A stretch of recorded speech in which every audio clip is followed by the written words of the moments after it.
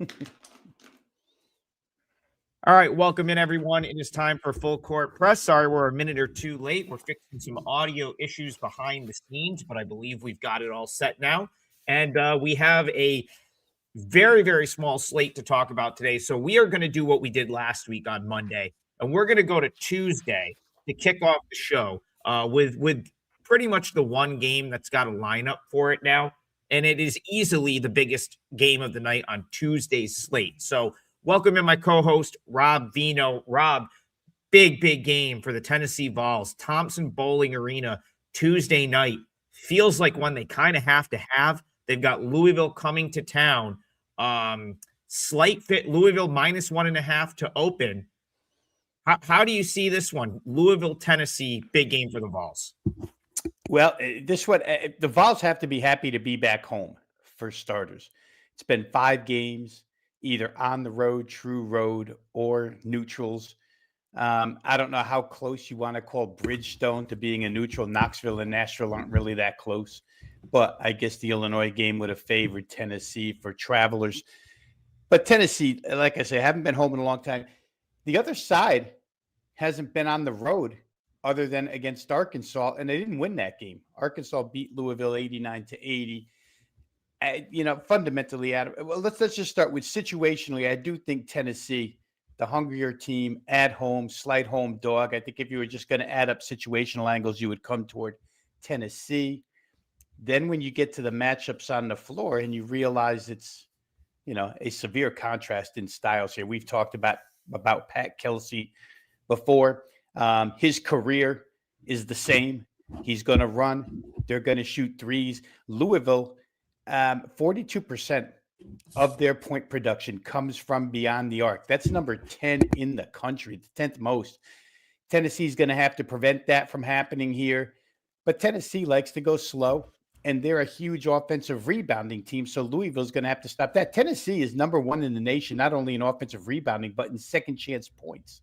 And second chance points on the defensive side of this, Louisville ranks number 232 in second chance points allowed. So you got big edge for Louisville as far as three-point shooting is concerned. You got the big edge for Tennessee as far as the glass is concerned on their offensive end. Tennessee hasn't taken care of the ball well. I'll tell you what, for me, I'm just going to single out one player here. Point guard Tennessee, Jacoby Gillespie. Started his career in Belmont, went to Maryland. When he's right in games that I've seen, take the Houston game, for instance, where Tennessee beat Houston. Tennessee's a really good offense. But Gillespie has a tendency to go cold from beyond the arc, not make a lot of clutch shots. They've been loose with the basketball here, and that type of stuff can't happen against Louisville. Otherwise, they're going to find themselves in a bad position. I think the combination of Gillespie and Ament, who's been really good for Tennessee across the front line, they showed they can beat the best of the best, but recently it just hasn't been good. And for Louisville, I sort of question their schedule a little bit. I mean, they've played kind of not great teams, but really good teams across the board here. I think Arkansas may have moved themselves up a notch over the course of this last weekend. But for me, I'd rather lean to the home team here, Adam. Louisville has a lot of three-point shooters, and you're going to have to protect the arc. But if Tennessee doesn't allow this to get up-tempo, they're probably in really good shape at home. For those who don't know, and you've probably been in this arena, I haven't, but it's one of like the 10 largest arenas in college basketball. So it's going to be noisy. For Louisville, it's going to be a super test against them, specifically offensively, because if they don't play offense, Adam, I don't know that they win this game. So I'm going to lean Tennessee here on the situational. I'm going to lean Tennessee here, even though they haven't put up the kind of numbers we're used to Rick Barnes teams putting up so far. Their schedule, the last 4 games, has been pretty intense, and it's going to continue to be intense. Only difference is this time they get it at home. Yeah, the only time I've ever been inside Thompson Bowling Arena, I was in Knoxville for a football game. Had a buddy that went to Tennessee. Oregon was in town, and they were like top 5. This has got to be like 15 years ago. It was a huge rainstorm, lightning. The game got delayed. everyone had to evacuate the arena. So we were like looking for shelter. We went into Thompson Bowling Arena. We run into Tobias Harris, who's there at this time. And I was with guys that played against him in like the New York State final and won because he's from New York. And so they were like, yo, we're from CBA. And he just goes, yo, fuck CBA. And then walked away. That's my Tobias Harris story. That's my Thompson Bowling Arena story. It is massive. Like we, obviously there was no game, but we got to hang out in there. But that is the one time I've been in there. I will get back for a basketball game at some point, Rob.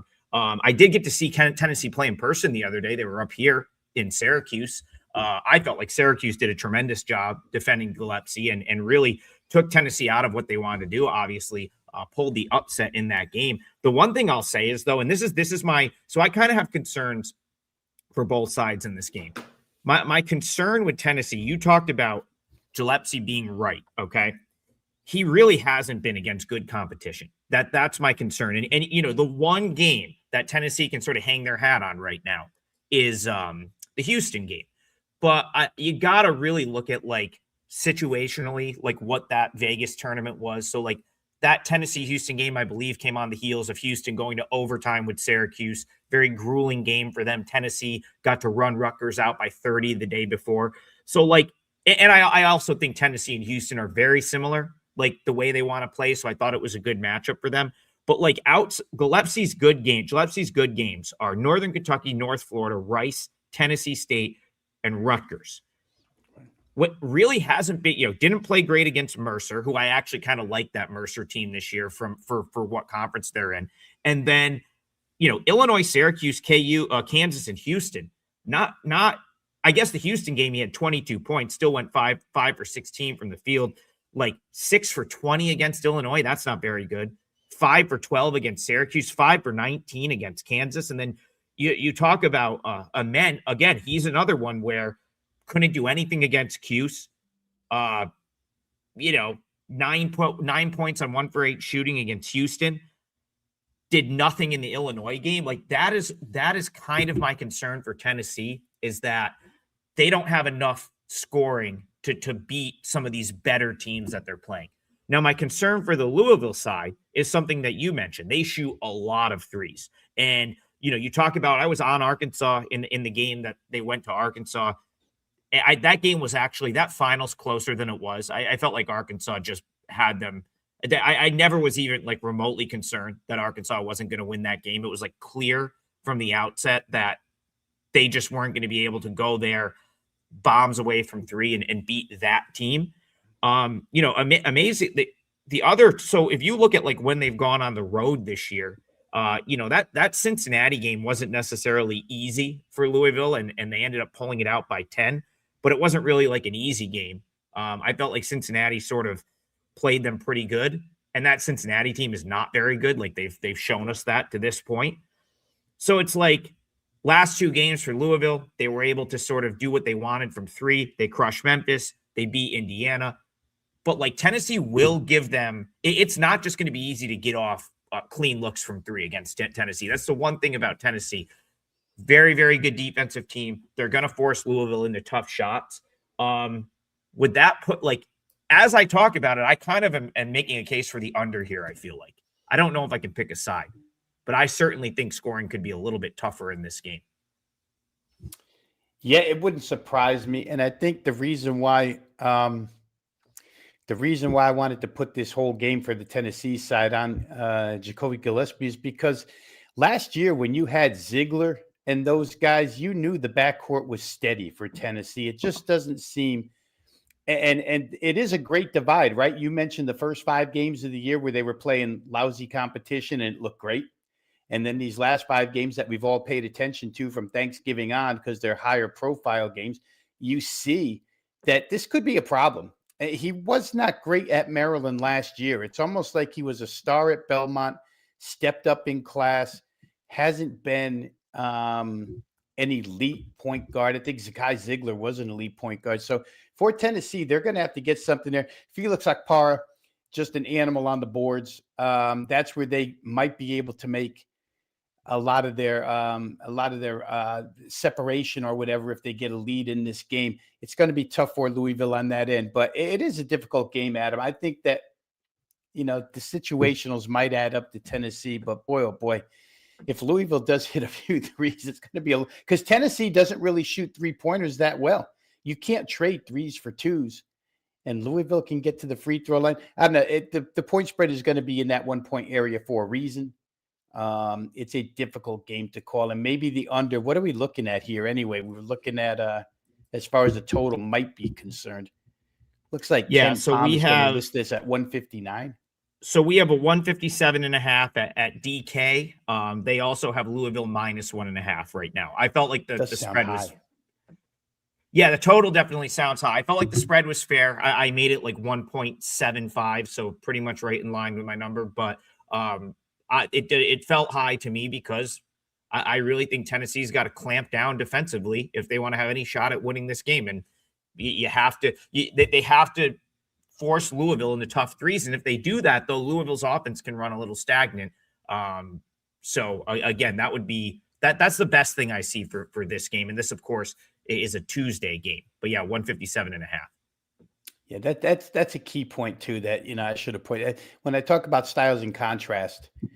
Tennessee will slow them down in their home arena. I mean, Louisville's not going to be able to play 94-foot basketball this entire game like they want to. So 157.5 for the time being, and we'll move on. I think I would lean towards that under 157.5. Yeah, CBA Albany over Half Hollow Hills West in the 2010 New York State Class AA championship game. And I didn't go to CBA Albany, but my friends did. And I was just trying to say what's up to Tobias Harris. I was like a fan. He was just basically like, yeah, no, we're all set. I don't want to talk. Can I ask real quick if is CBA the Christian Brothers Academy? Yeah, there's a couple of them. So there's the one my friends went to was the Albany one. There's a CBA Syracuse. Great, Rob. This is a great transition. Great transition right here because CBA Syracuse and Syracuse legend Greg Paulus is on the card today, and he is out in Virginia. And I gotta say, like I think Greg Paulus is an awesome coach. And he just does not have a Division I roster this year. This has been an issue since he's got there. If you are not familiar with where Lewiston, New York is, probably the toughest place to recruit to in the country. I can't understand. I don't know why anyone would want to live in Niagara Falls, New York. Sorry. It's just like there's 365 Division I college basketball schools, and 360 of them are probably in a more favorable location than Niagara. The reason I bring that up, Rob, is he's managed to find these like needle in the haystack type players that go unnoticed, and he always seems to do more with less. That's what I've said about Paulus since he got there. He does more with less this year, just doesn't have much talent on the roster. I think this will probably be the worst team he's had at Niagara. Now, do you want to lay 30? I don't know. VCU might be a little upset about that loss to New Mexico. So, I'll answer whatever you were going to ask about CBA Albany, but I felt like a great point to transition to CBA legend Greg Paulus and Niagara in our next game. You actually transitioned into a couple of things that get a little personal with me. CBA Syracuse is the one my brother-in-law went to. That's why I asked him. It was Christian Brothers Academy, not Albany. And Niagara, who would want to go to Niagara? Well, it just so happens, and I'll probably outdate every single person watching us here, but obviously Niagara famous for Calvin Murphy in the late 60s, who finished second to Pete Maravich in the scoring title, a great NBA player, Houston Rockets broadcaster. Younger people probably know him more as a Houston Rockets announcer than anything else, from my hometown in Norwalk, Connecticut. So that's one of our claims to fame back in Fairfield County, is Calvin Murphy, who actually came to our high school one time and with his Rockets, warm-ups on, and played a game against a set of teachers. But let's get back to this real quick. VC, obviously, again, contrast in styles, right? I mean, Paulus's team, they have no choice but to play the way that they do, which is crawl, try and make it a high 50s, low 60s game, and see if we can pull something out. Maybe have a hot shooting night, etc. It could work in conference a couple of times this year. It probably doesn't work against VCU and Phil Martelli, who's still trying to establish something here. Obviously, Greyhound style pace. They did lose to New Mexico, so there's some coaching, some teaching moments he can have in practice here. I would think that at the outset of this game, it might be a little much for Niagara to handle. First half line here, bet up from 17 to 18.5. Could you see VCU, 43-24 at halftime? Yeah, it's plausible for sure. Could you see the game getting over 67.5 in the first half? VCU is going to do the bulk of the scoring. I can't lay this number at him because I just don't do it on a regular basis. Just a thing of mine that I won't lay this many points, because if VCU doesn't take the last 8 minutes of the game seriously, sometimes you can't hold that margin or create that margin. So tough to lay it. If you're going to lay it, the recommendation would be first half, when they probably come out of the gates firing, and Niagara going to be unable to play their slow pace for the majority of the game in this gym. So again, difficult game for me just because I don't deal in numbers this big. But if I was going to recommend something, it would be VCU first half. And I think the loss to New Mexico probably does add a little fuel to the fire. If they'd beaten New Mexico, maybe we would be on Niagara here taking the bunch.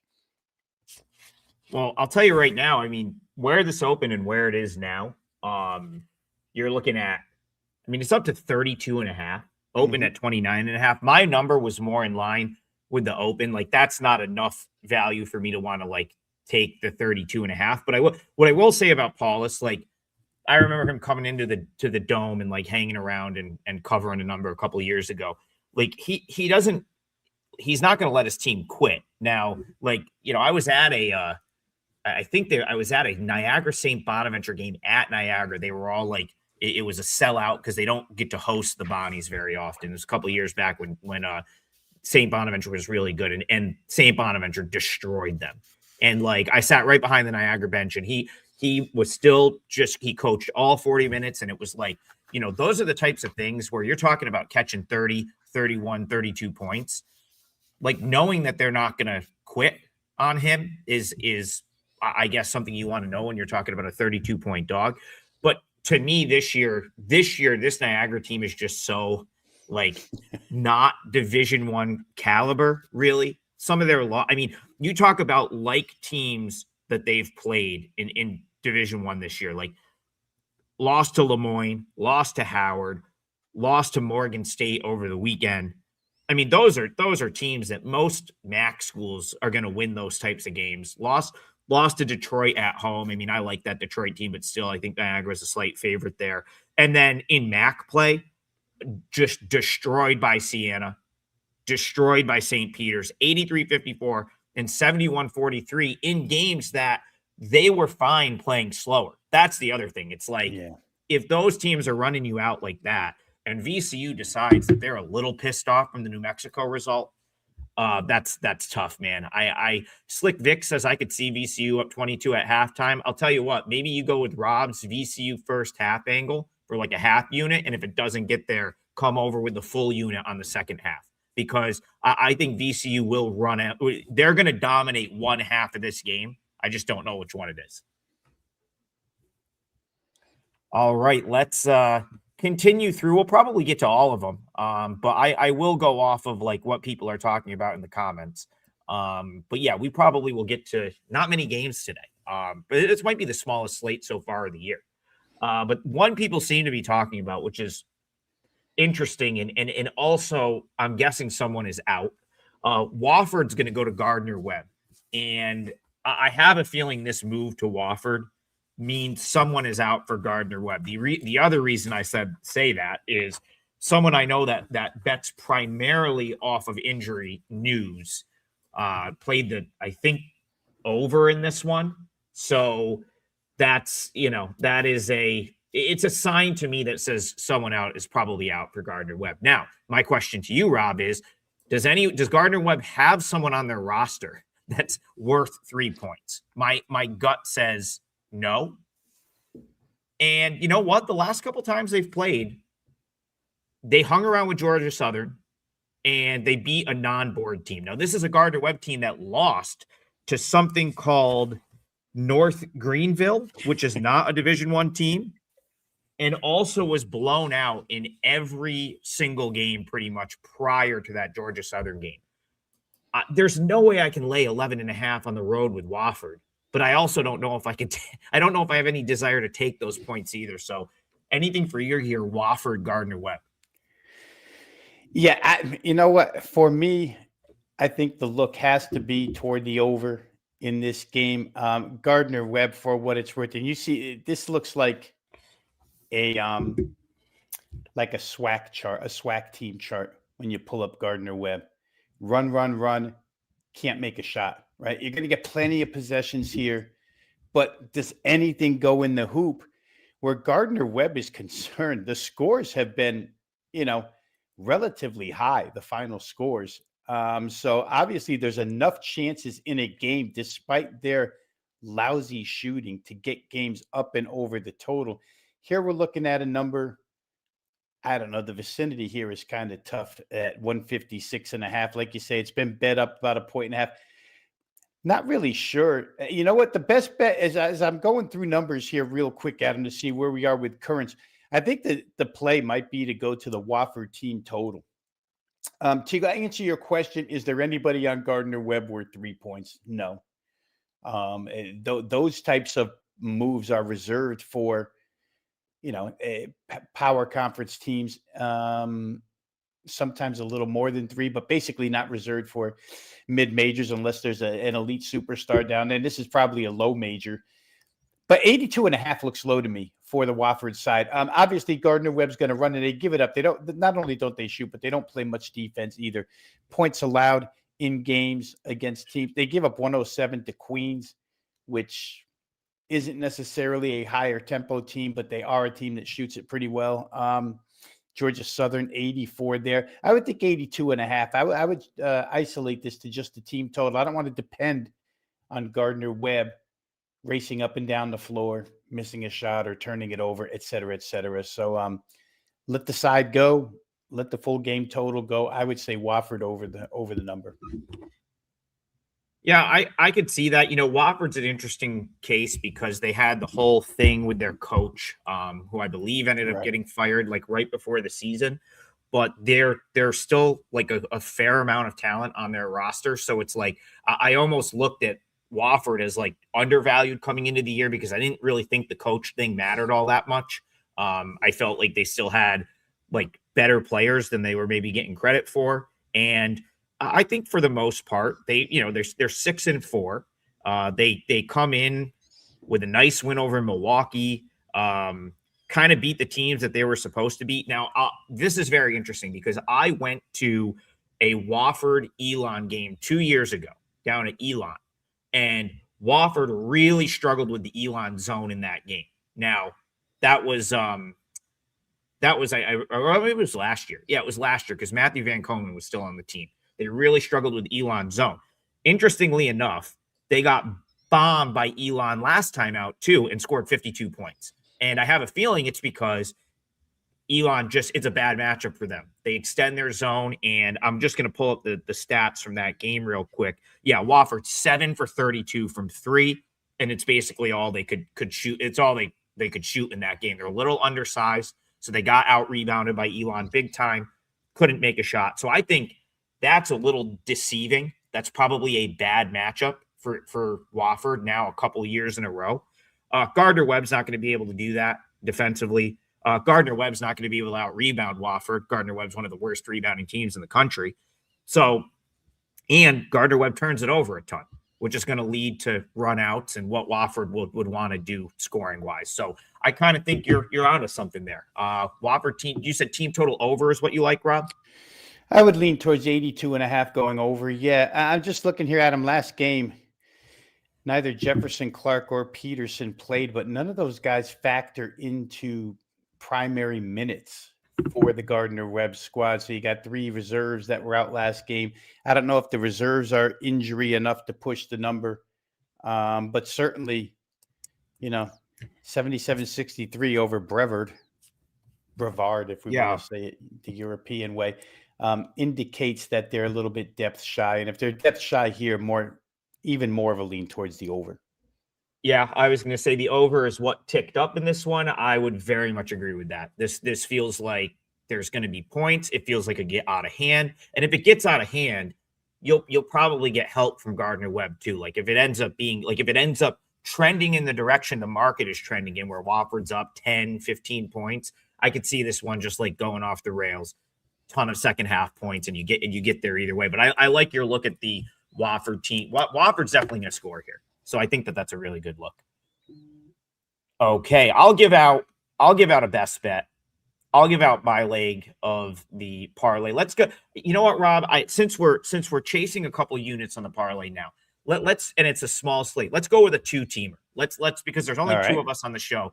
Let's go 2-teamer. We'll see if we can hit. It's hard enough to hit a 2-teamer. We're trying to hit 3-teamers. So we'll try a 2-teamer today. My leg of the parlay, 3% play for my clients is going to be Houston Christian. They are at home playing McNeese State. I gave out plus 15. And the reason I want to, so we'll call this a little Adam Trigger system play, if you will, because I'm going into this like I want to fade McNeese when they go on the road in conference play against teams that I think are capable. We did this a couple weeks ago. I actually gave it out on this show. They went on the road to Incarnate Word, and they lost that game outright as an 11-point favorite. They lost to Incarnate Word. Now, the teams that I have on my list here as potential spots to do this, there's like 8 of them. So I have Incarnate Word, which has already happened. That was a win. It's only come out up one time so far, so it's 1-0. Stephen F. Austin, UT Rio Grande Valley, Houston Christian, New Orleans, Southeast Louisiana, Lamar, and Nichols State, or I guess we're just calling it Nichols now. But either way, I think those 8 teams are at least capable enough to play a good game on their home floor. Why am I looking at this as kind of like, I want to attack this sort of spot? Because I don't think McNeese State is as good as they were last year, but I think they are still superior to the rest of the league. They're still elite in the context of the Southland, and they're still going to get priced like they did last year in all of these games. Bill Armstrong, great coach. I'm sure he's going to be able to sort of carry the torch, but he's not Will Wade. I don't know if this team has quite the talent they did last year with Wade. And while I still think they're a very good team, we've seen that so far, asking them to go on the road and lay 15 or huge numbers in what is going to be every Southland team Super Bowl is going to be very, very difficult to do and cover those big numbers. At home, they're going to destroy teams. Like they crushed East Texas A&M, who's bad, on Friday. They crushed Northwestern State, who's bad. Those teams, if you've noticed, are not on my list of teams I'd be willing to go to war with, Rob. And they crushed both of those teams. Houston Christian, I actually don't mind what I've seen out of them. They've been competitive in most of the games that they should be competitive in. And again, it's a small gym. I expect them to have a decent crowd. And I'm more or less just saying that I don't agree with the massive premium that's being attached to McNeese on the road now that it's no longer Will Wade McNeese. So Houston Christian beat a good New Orleans team the other day, went on the road and won that game. They played North Texas in the Super Pit in Denton to a 2-point final. Again, I just think they're capable enough to hang around and keep this interesting. I don't know if they'll pull an Incarnate Word and win, Rob, but I definitely think they could keep it competitive. So I took the 15 points with Houston Christian today.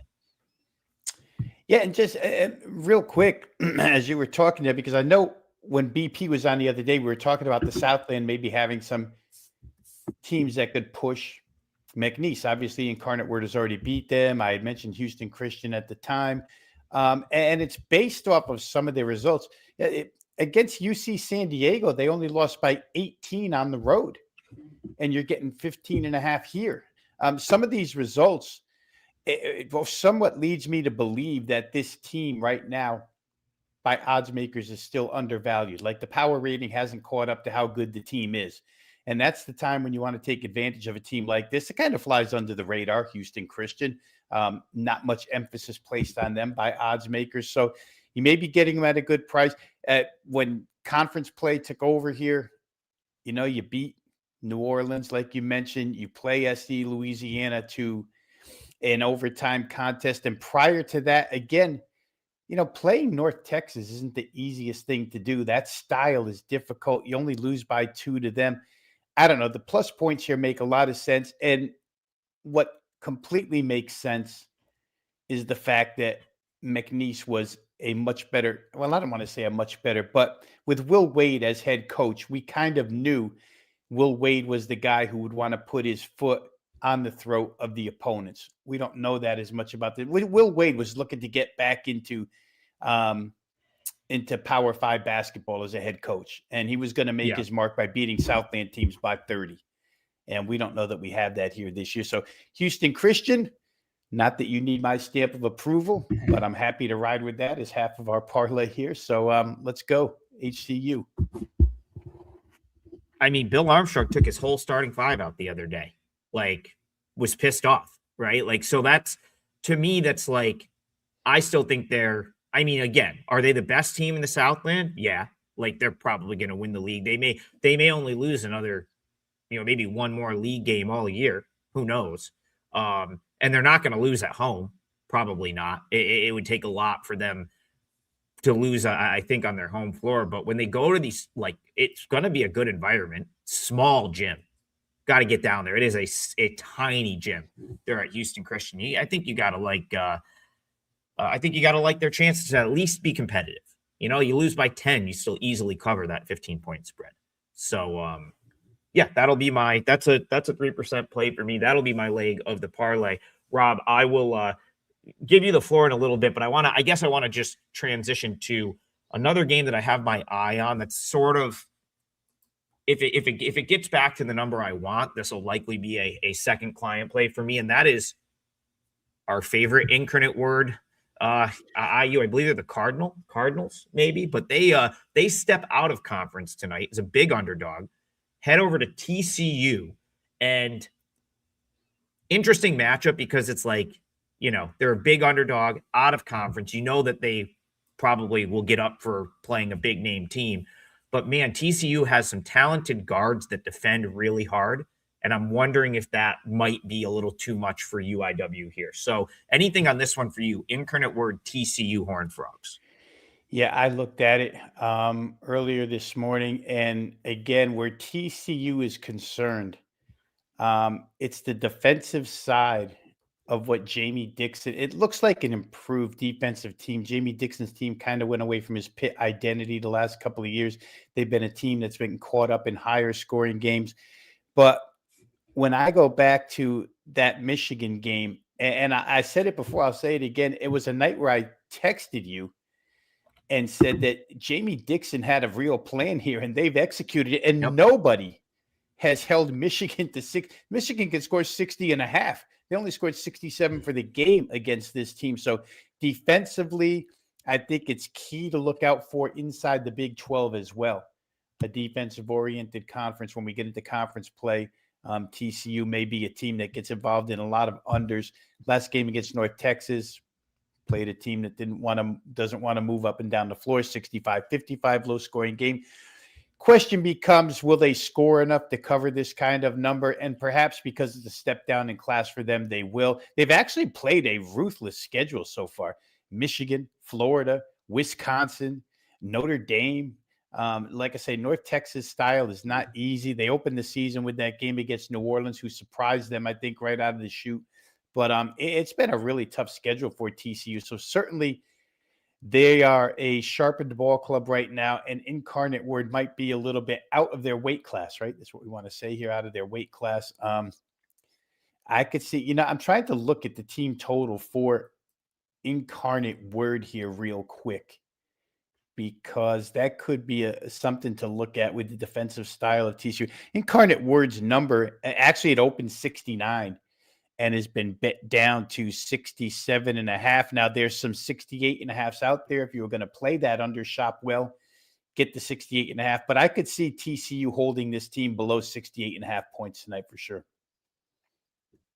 Yeah, I mean, here's the thing with Incarnate Word. I'd be concerned about them on the defensive end, like being able to get just get stops. That's my concern. I think they've got the firepower to score some points, but they really have they haven't had to play like the crazy schedule where you're playing like all power conference teams.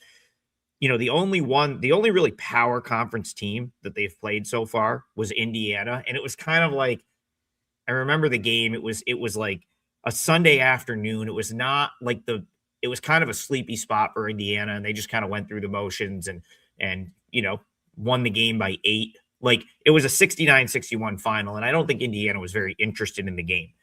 The other spot where they went on the road and sort of stepped up in class non-conference was opening night of the season at Colorado State, and they got destroyed 98-64. That was a very interested Colorado State team, of course, in their first game of the season, and they just could not play defense against that Colorado State team. On the other side of the ball, TCU, man, they have these guards that they're in your shorts like on every possession. They really are like a nuisance, and you have guys like Taj Stavesky who like to go off the dribble. That might be harder for him to do in a matchup like this, right? Like, I think a lot of Incarnate Word's offense is started by his ability to dribble and then kick out for a 3. Incarnate Word, a very good 3-point shooting team. But I don't know that you can take these TCU guards off the dribble. They're all very go look at what they did to Florida's backcourt, right? Florida had real issues trying to, dribble and get into the paint with the guards. Of course, we've talked about Florida's mid-major guards this year. It's probably another reason why.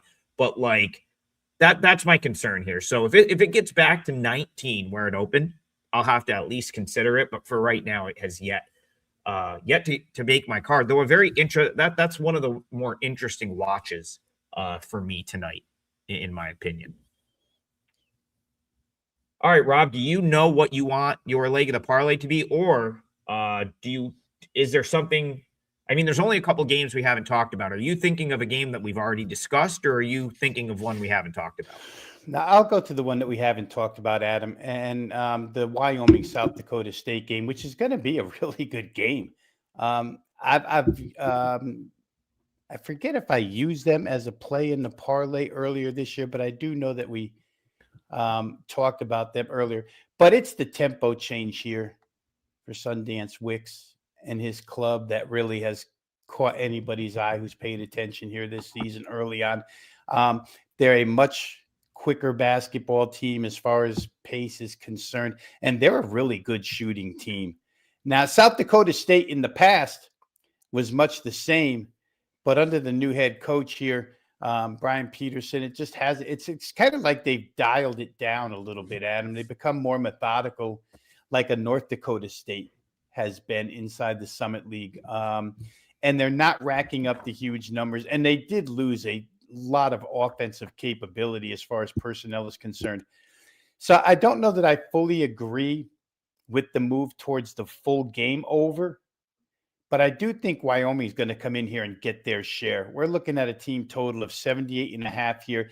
They just played South Dakota and got to 106. However, South Dakota's a team that is willing to go up and down the floor with Wyoming, which is why you got that 185 points. But 93 against Dartmouth, 101 against Denver, et cetera, down the line. They've been impressive scoring the basketball. They'll probably take South Dakota State out of their comfort zone a little bit here because this is a team that will defensive rebound and push immediately. So it kind of forces pace. And I know I often say that on the home floor, I expect the home team to dictate tempo for more than half of the 40 minutes. Here, it might be an even split 20-20. Well, I think Wyoming's that different of a team here for South Dakota State. So for me, it's going to be Wyoming over 78.5 team total. I think they'll get the 79 in this one. And hopefully that clicks at the second half of our parlay here. But Wyoming's been really, really impressive. And I'm interested to see how they do here in the Mountain West against the Mountain West competition. Because so far the results have been really, really good. They've developed a style and they're sticking to it and they're playing it well. The shooting, by the way, for this team, for those who don't know, really good 3-point shooting team, really good 2-point shooting team. A little bit of the defense is picked up as well. I'll be on Wyoming. Yeah, and the game is not at campus. It's at the Sanford Pentagon, which probably helps Wyoming just to give you more sort of, I would say that that's probably better for Wyoming than going to having to play a true road game at campus.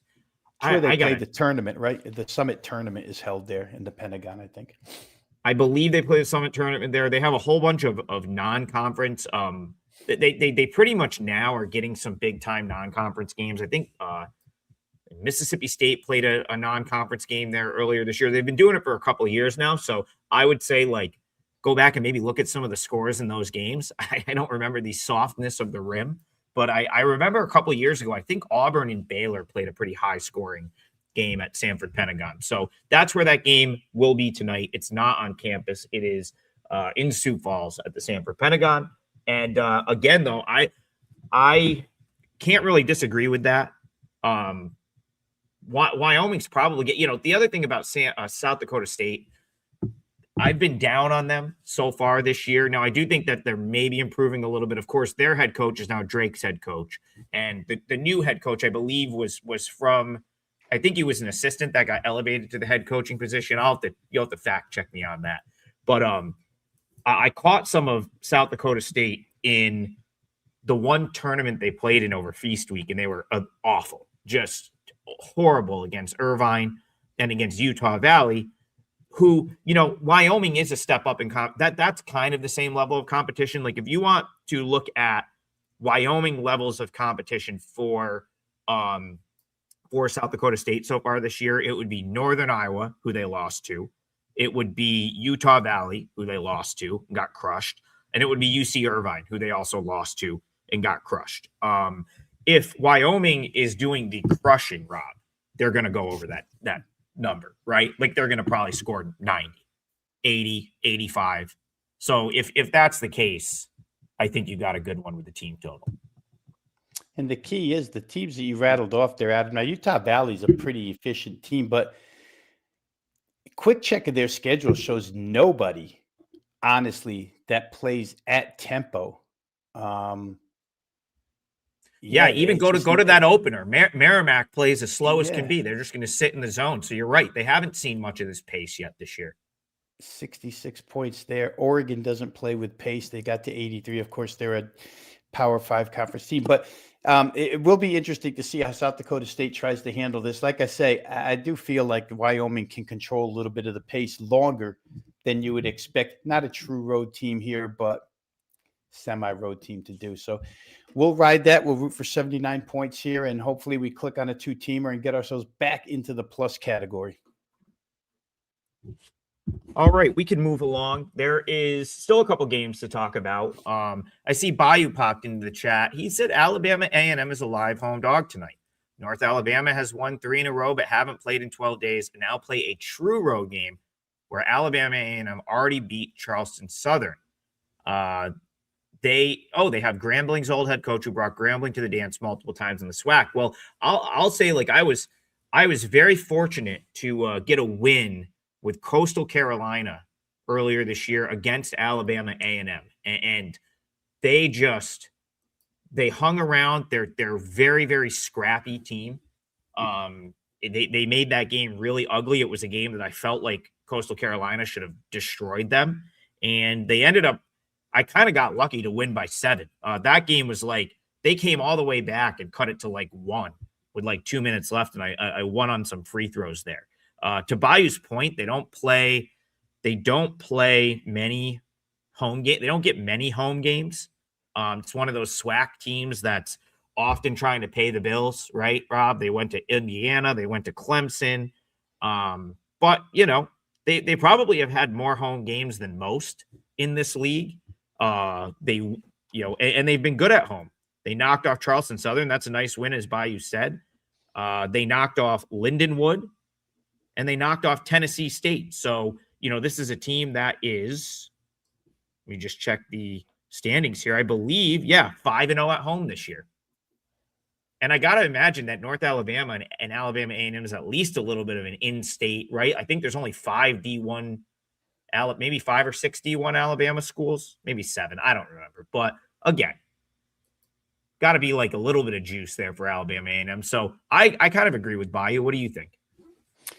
Well, the North Alabama side is the one that I would be more familiar with here. And because last year they were a team that was a pretty good bet on.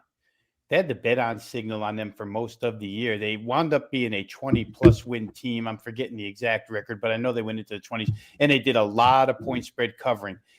But to start the season, when I looked at them, you see 3 brand new starters on this team. Now, a couple elevated from the program, like that. They're not transfers coming in, learning a new system, but they lost key members that could shoot from beyond the arc last year. And this year, you look at their 3-point numbers, and it's just not the same with North Alabama here.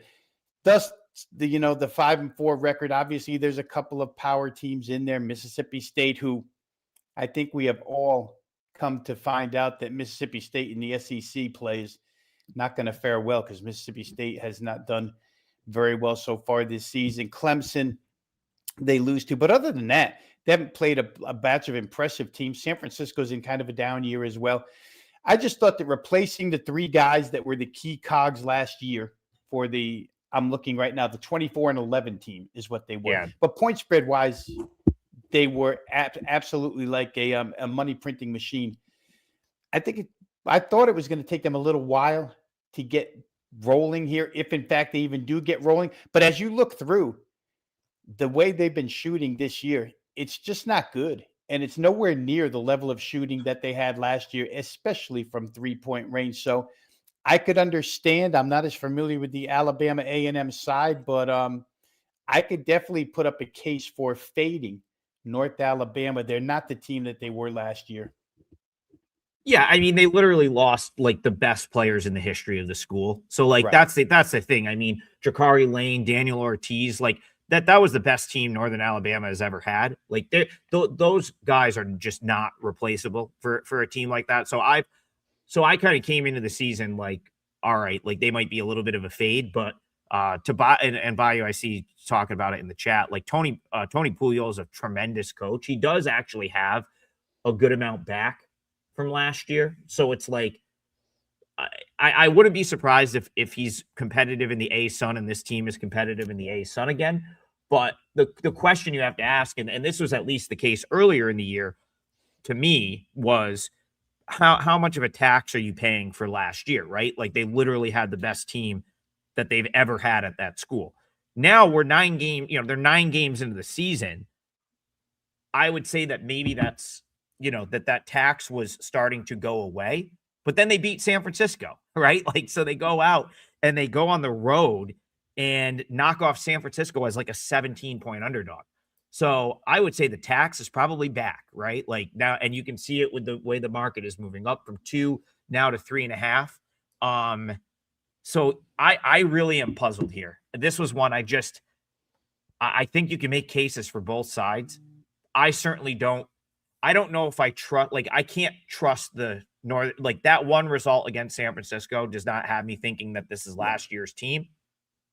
But at the same time, like I like Tony Pugliese a lot too. And I think I wouldn't be surprised if he just ends up having a great team this year with the guys he has, because he's a really good coach. So that is a interesting game. I don't think I can make a bet in that game, because there's just too, to me, like I feel like I can make a pretty strong case for both sides, but very interesting game right there. Yeah, you might see some progression out of North Alabama. And again, the positive that we should paint for them is that it's not like they went out and got transfers that had to come and fit in. The new players are from within that were in the system last year. The problem, the negative I would have with them is poor shooting on the road. Just doesn't seem to be a sustainable thing at times. And again, the progression when it comes to A-Sun play, the more games these guys get under their belt, the better the team becomes. Maybe come midseason, I'm thinking a little bit differently. I'm just looking at their point spread results here, Adam, 3-3 over the course of the last 6. But I think if you wanted to shave it down and wanted to see if you were seeing some signs of progression here out of this team, 3-1 the last 4. Big dog cover against Clemson, getting 25.5, lost the game huge, but did get to the number. Wind up losing straight up by 14 to Chat as a 8.5 point dog. Lose cover against Jacksonville State. generally a good defensive team, and then win against San Francisco, as you mentioned, which is really a surprise. 5-1 over the total, though. As far as the team total is concerned, in their last 6, team totals could be something you might want to start isolating here with this team. All right, one more game I believe that we haven't talked about, and I'm pretty sure we've got one more game on the board today. That would be Bayou Bet's hometown team. See if he's still in the chat. That is the Southeast Louisiana Lions, who I would say I've been mostly impressed by them this year. I mean, they hung around with a couple of big teams, right? Mississippi State and Georgia Tech qualify as big names. I don't know if either of those teams are very good this year. They had a really nice win over Navy. That was out in Wilmington as part of an NTE. That's a very good Navy team this year. And they won that game. And then they knocked off Houston Christian, which was, again, that was, I would say, a pretty competitive, even matchup. But they went on the road to knock off Houston Christian over the weekend. This, to me, at home, they should crush this team. Now, it's easier said than done. But East Texas A&M, their redeeming quality, if they have one, Rob, is the fact that they'll play 11 guys and none of them are really different than the other. You know what I mean? They just have bodies. So it's I guess they have depth, but is it really depth if no one's very good? That's my question. They got blasted by McNeese State on Friday. I don't know. My gut says Southeast Louisiana beats them. If they beat them, they probably cover, but I wish I had more on this one. That's all I've got. Do you have anything to add to this Southeast Louisiana, Texas A&M, East Texas A&M? That's a mouthful. Thrilling affair. I believe it's Hammond, Louisiana tonight. Yeah, really quick. We did talk about East Texas A&M last week, and I fully remember you saying that they had 11 interchangeable players. And it was against McNeese, and they went and got destroyed by 36. They did play UConn. That would be the only East Texas A&M game that I have paid attention to this season. In that game against UConn, it's hard to gauge. Danny Hurley just spread minutes all over the place against them. Won by 24. Kind of got off to a sluggish start and then hit the gas pedal a little bit to get the separation in the second half. But I don't know that it's a game that UConn really cared about. They probably could have won by 40 if they wanted to. Hard to make a case for East Texas A&M just based on result history here. They did beat Army, one of the worst teams in college basketball this year. So they got that going for them. But again, it's conference on the road. And it's a short-priced home favorite against a team that really doesn't have, let's call it, somewhat of an identity other than they play fast because they do rotate a lot of guys in and out. Their pace is up there. And let's split that up real quick here. I'll make this point. We've made it before. Adjusted tempo on its face value isn't always quite what you think it is. If you break it up by average possession length, Adam, the East Texas A&M team, they give up shots extremely quickly. And if Southeast Louisiana wants, in fact, 21st fastest in the nation, if Southeast Louisiana wants to get into a running match with them, all of a sudden 4.5 looks a lot smaller when the point totals get higher. So we'll see how Southeastern Louisiana plays this one. They're not generally a fast team, not generally a good shooting team, but could fall into that. Sometimes these fall into YMCA style games and you wind up with a game that gets up and over the total. Yeah, Bayou says, they pointed out they played that Mississippi State game was close throughout. Bayou's my Southeast Louisiana guy. I'm not even considering a bet for or against them without checking in with him first. And my number came out right on the nose, 4.5. So this was a pretty easy skip for me, but it's also one of those, I know it's a short slate today. This would be one of the games where it's even though my number is right on the money, I'm pretty confident that Southeast Louisiana wins this game. I don't really want to lay 5, but I'm pretty confident that they win. So if you really like had to parlay, like if you're like you like to do like 2-team money line parlay, which it's not really my style, but I know some people will do that. I think you could, Southeast Louisiana could be one of your legs. The problem is, I don't know that there's many options to pair it with tonight. Maybe Wyoming. That would, if you pinned me down for a 2-team money line parlay tonight, that's what it would be. Southeast Louisiana, Wyoming.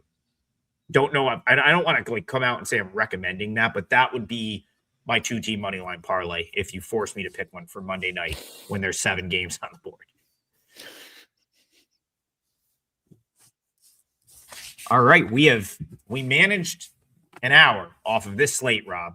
I didn't know if we were going to be able to do it, but we managed an hour off of this slate. Of course, if you missed the beginning of the show, we already did the full breakdown of Tennessee Louisville, which is a game tomorrow. But the goal of that was to free up more time to talk about Tuesday games. So we won't cover Tennessee Louisville on the show tomorrow, but we did cover it here. And we will clip that and make it into its own video, which will go on the WagerTalk YouTube channel. So if you missed that, check that out at some point today. That will likely be up later today. Rob and I are going 2-teamer today. So 2-team parlay, since there's only 2 of us on the show. Let's see if we can hit this and get ourselves back into the plus. I'm going to go Houston Christian plus 15. That's a 3% client play for me. And Rob is going with Wyoming team total over 78.5. We'll call it plus 264 odds. I'm sure you can probably do a little bit better than that if you shop it around. 2 minutes left. Rob, do you have anything to promote? Do you have anything up on the site for today? Yeah, real quick, I will say this, guys. First of all, is the full court. There is a full court package, right? 3 days worth of best. I'm not sure if it pertains to the show. If it does, check WagerTalk.com for college hoop selections. But again, just to go off topic really fast here, it is college bowl season. Began on Saturday. There's a bowl special offered by WagerTalk.com right now. If you're into the bowl games, which will resume again tomorrow, had pretty good success opening night with the Washington Huskies game. So you can pick up a NFL, college football, NBA, college basketball, all kinds of packages over at WagerTalk.com. Go ahead and check it out. Tomorrow will be $5 Tuesday. Absolutely. $5 Tuesday tomorrow. I just gave you what will likely be my only client play in college basketball tonight. Houston Christian plus 15. I may play football. That's where I've been winning. Can't win in college basketball for whatever reason, but I've been hitting the football plays. So, it is what it is. I'm sure it'll turn at some point, but we're going to lean into football right now while they continue to hit. Had the Bills and the Vikings yesterday, so nice day for me, and I may play the Monday night game. We've reached the end of the show. Hope everyone has a great day. We will see you guys tomorrow morning, 10 a.m., more full court press. Have a great day, everybody.